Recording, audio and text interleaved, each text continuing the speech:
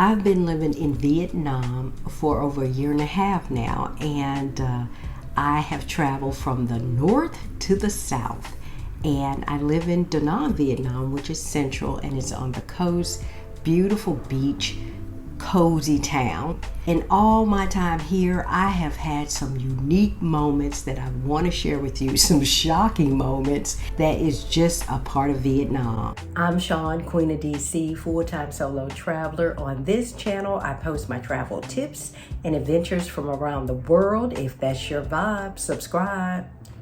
If you're planning a trip to Vietnam, here are 10 culture shocks that you might encounter, things that are surprising, fascinating, and downright unexpected. Let's dive in. Number 1, Vietnamese people have been very warm and welcoming, and people have been shocked to when I say that. They're like, really? And people who are shocked are from the States, and they wonder, they're not the same as in America? Listen, I'm on the mainland. They have embraced me and welcomed me into the community. Yes, initially they will stare because it's more of a curiosity of where did you come, where are you from, where did you come from, where are you from, who are you? All you have to do is smile, say "Xin Chào," wave. They'll wave and they'll start talking with you and asking you where you're from. Now, English isn't prevalent, but that's okay because we communicate through body language, gestures, a smile, even an app. But just walking down the street, just a smile. And let me tell you about how they have embraced me within the community. They see me and know me now, so they'll wave. Just the other day, I hadn't been back in Vietnam in a couple of months. The gentleman who owns a coffee shop saw me. He said, "Hey, how are you? And you haven't been around." I said, "No, I was in Malaysia." Talked to him. I said, "Good to see you." And just, he was welcoming me back.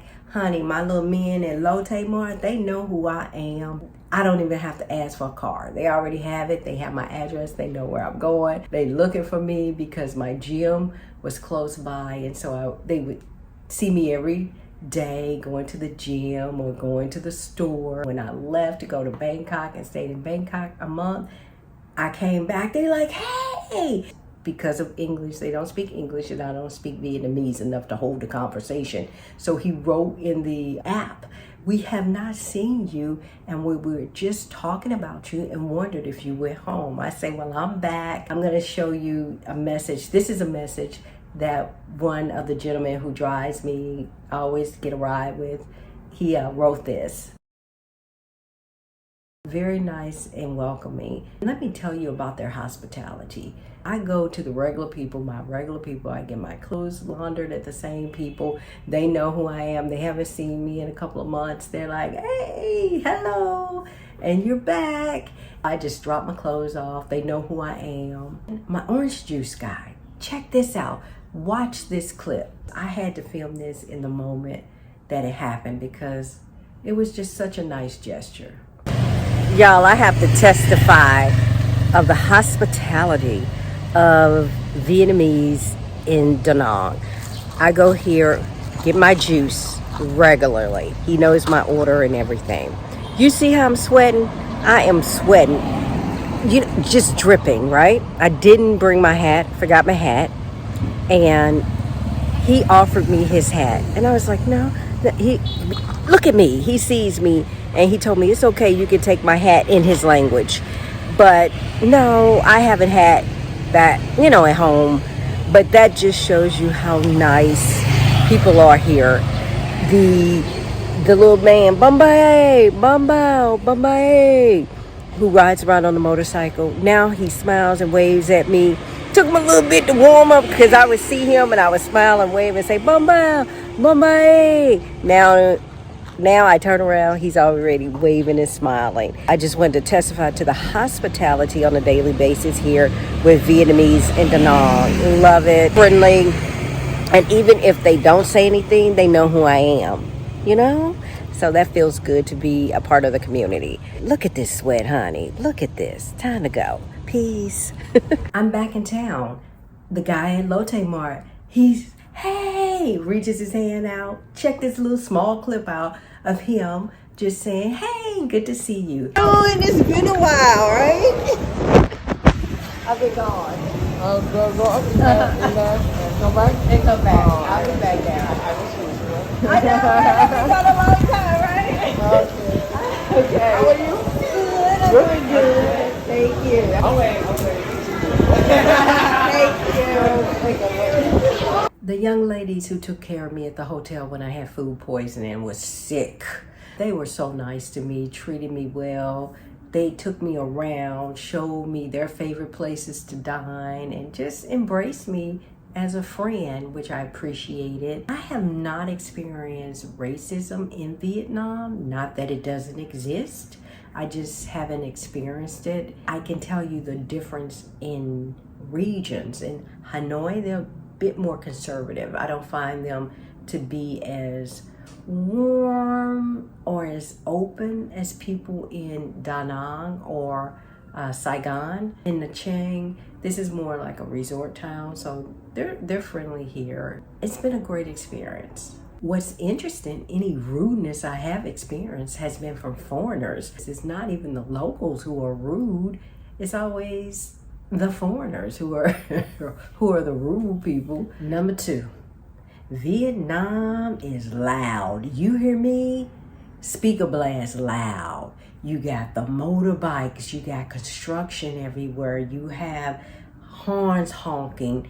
You probably can hear the music in the background here. You got karaoke, honey, all times of the day. They love them some karaoke. But just the dogs barking, the children playing. Vietnam is loud.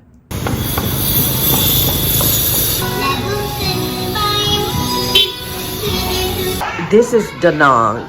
You have the dog barking, the kids playing, and karaoke music all at the same time in one night.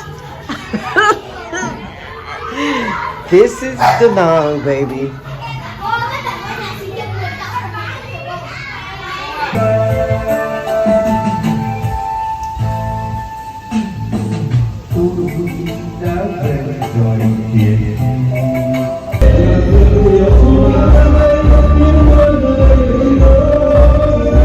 So if you're sensitive to noise, you do not want to stay in the center. You want to find you a nice, quiet neighborhood out. It's just loud. All the motorbikes and pollution, it's a lot.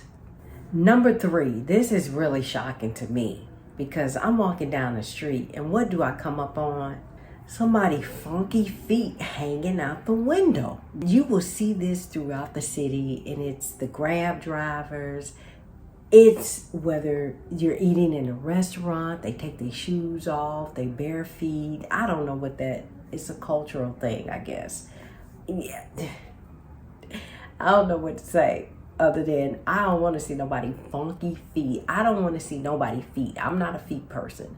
If it's not my own feet, I don't want to see your feet, and everybody's feet is funky. If it's not my feet, it's funky feet, okay? You got to be careful when you're walking down the street because you're going to be walking in the street because the sidewalk's going to have the bites, and you can run up on some funky feet hanging out the window any time of the day, and you're like, oh, snap.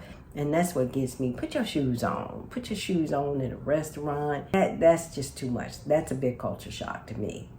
And it's so funny because me and my friends, they knew this was an issue. We all had an issue with it. And so what happened was I said, oh, that's one of them culture shock things I have to tell people about. So I have a phone full of videos of funky feet hanging out the window because every time they would snap a video or a picture and send it to me. And I was like, okay, we can stop this now. We can stop. I have enough footage. I have enough coverage.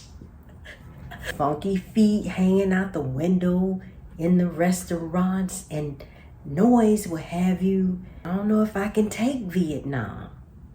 Culture shock number 4 will have you changing your mind.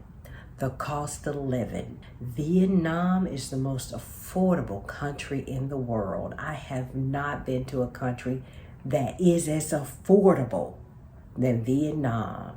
I can live in a nice apartment for, say, $600-700. Particularly if it's a service apartment, it includes house cleaning, water, utilities, what else? Wi-Fi, all that's included. And it's negotiable.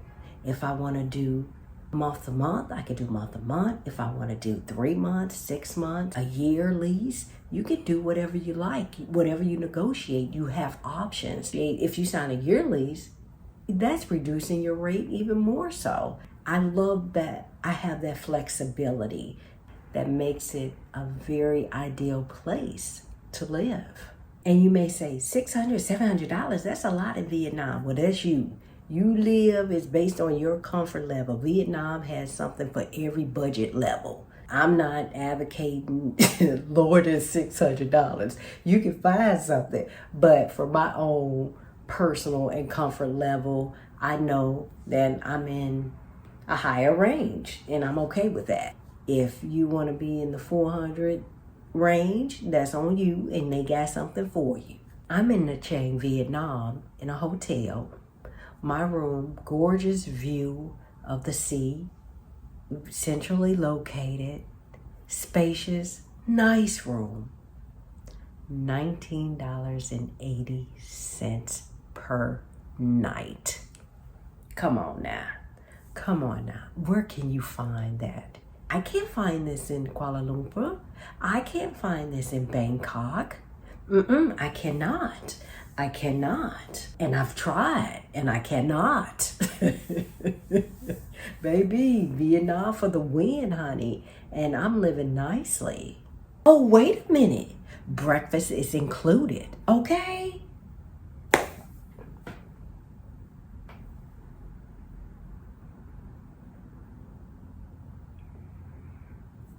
Need I say more? Food. When I eat locally, I don't pay any more than $5 for a meal.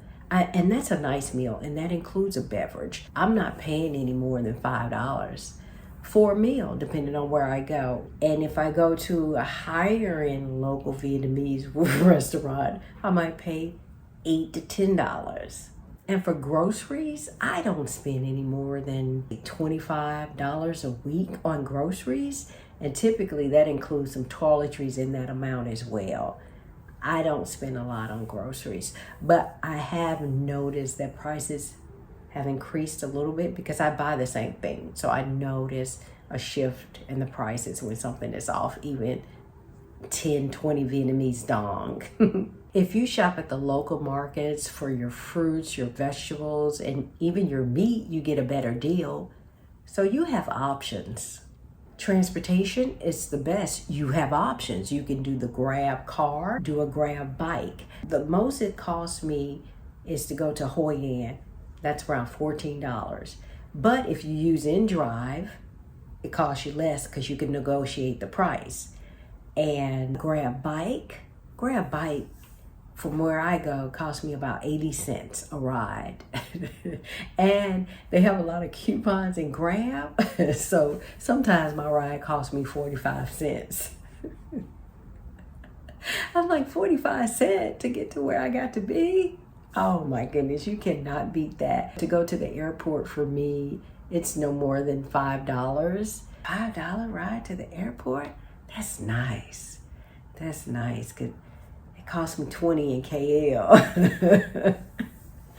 In Bangkok, it cost me about the same as well. Number 5 poses a big challenge for me. Infrastructure. Vietnam's infrastructure is not developed like a metropolitan city. For example, in Da Nang, the sidewalks are not made for pedestrians. That's for your restaurants, seating, chairs, motorcycles, motorbikes rule in Vietnam. Particularly in Da Nang, it's not set up for pedestrians. And that's an issue for me because I like to walk a lot. I like to run, and I'm not capable of doing it based on the infrastructure of the streets. Yes, Da Nang, you can run along the beach, but come on now, that gets old, that gets boring. And I do like to walk as well, and you can't. A lot of times you're walking in the streets. You have to be very careful. If you have mobility issues, Vietnam will be a huge challenge for you. I tell people that If you have mobility issues, I don't recommend, depending on where you're going, I don't recommend certain parts of Vietnam to you to travel, because it's hard enough for me trying to walk down the street. A lot of the structure is not accessible, wheelchair accessible. I've been in Vietnam, in Da Nang, for over, a year and a half, and I've seen 2 wheelchairs in all my time there. One was rolling down the street. The other one, somebody was pushing it in the street. They weren't on the sidewalk. That poses a problem for me because I need the green space, which it lacks in Da Nang, and I need to be able to walk on the sidewalks. I love that. I love wide sidewalks. I love being able to walk places, and it just doesn't provide that structure for me of what I need. The cracked sidewalks, the constant construction, the bricks in the road, there is a lot that you deal with on the streets of Vietnam, in particular Da Nang. And that's just a part of the development of the country, and it's a lot of construction that's happening. Number 6, sanitation. Vietnam is dirty from the north to the south. The north in the mountains is a little bit better. I experienced a much cleaner, crisper environment.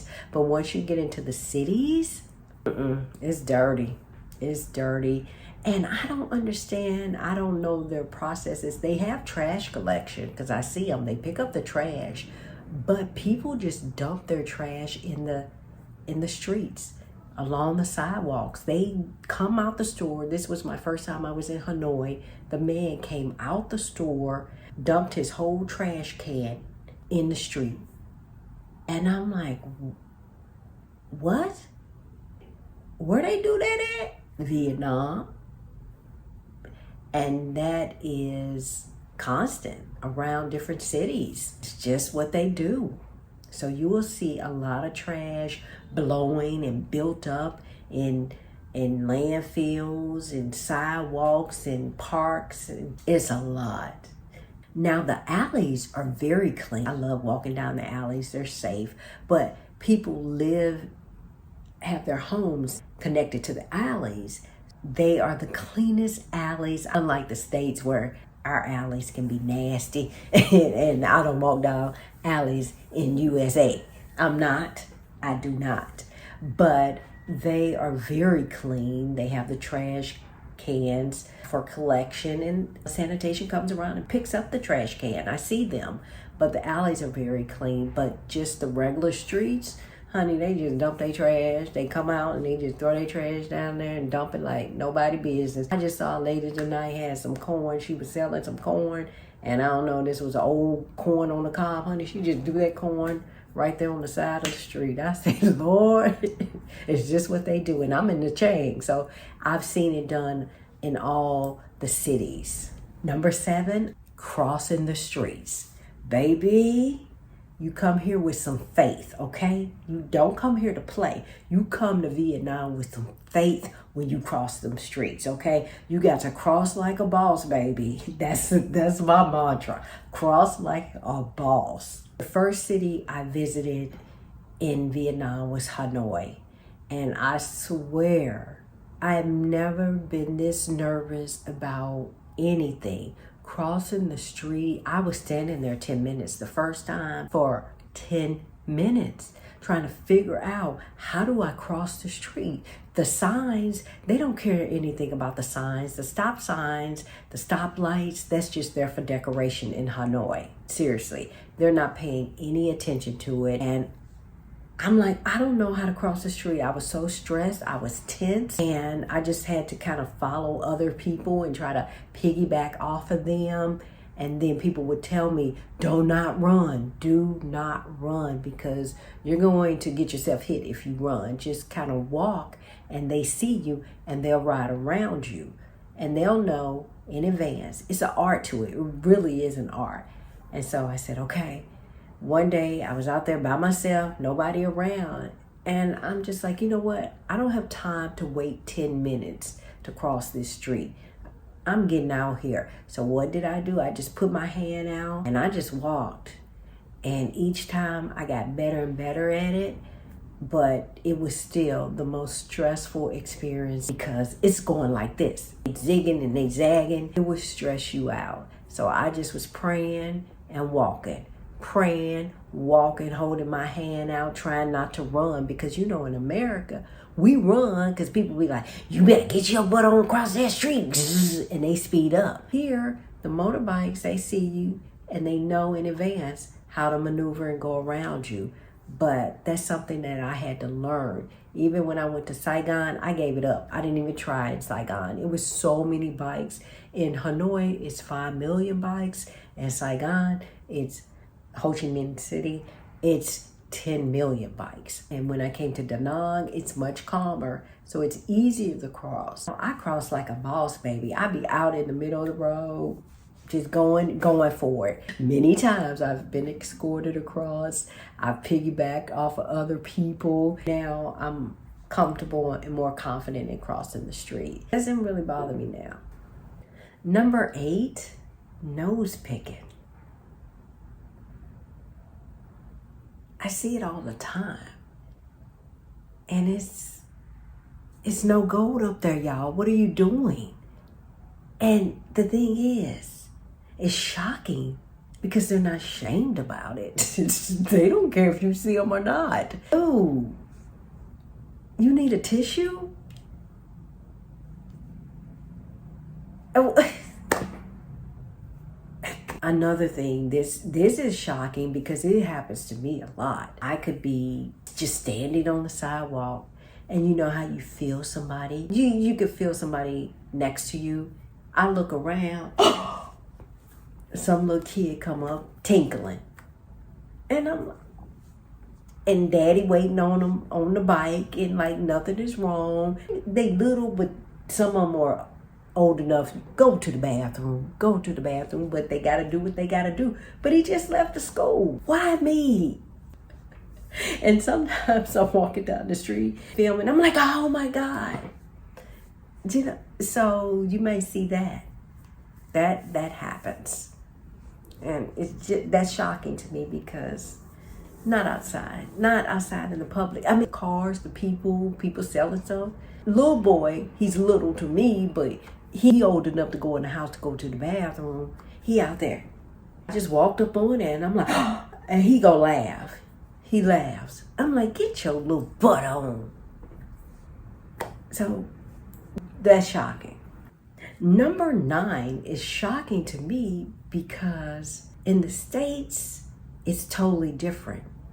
The food. When I eat rice and noodles in Vietnam, never heavy. And it has to be how it's processed, how it's farmed, planted, something, because it is never heavy. When I eat rice and when I eat pasta in the States or noodles, oh, I'm bloated and I can feel the difference. In Vietnam, I've never had a meal where I'm like, woo, I'm stuffed, where I feel heavy.